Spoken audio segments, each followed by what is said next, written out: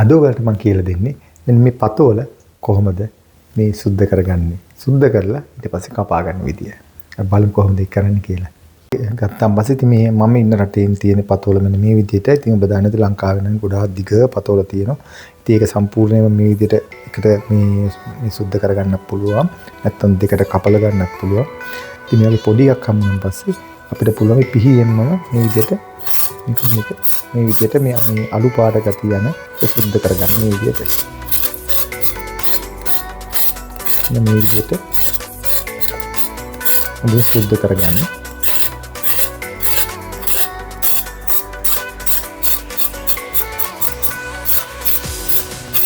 ඉතින් මේ විදියට හොඳින් අපි මුලින් සුද්ධ කරගෙන ඉවරලා ඊට පස්සේ අපි මේක හොඳින් හොද ගන්නවා. මේක හොදගෙන තමයි කපා ගන්න.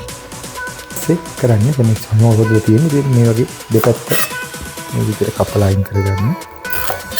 මාත්‍රම මෝරලා තියෙන්න පුළුවන්.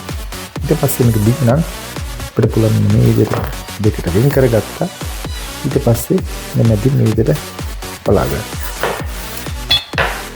පලාගෙන මෙන්න මේ ඇට ටිකට අපි අයින් කරගන්න ඕනේ.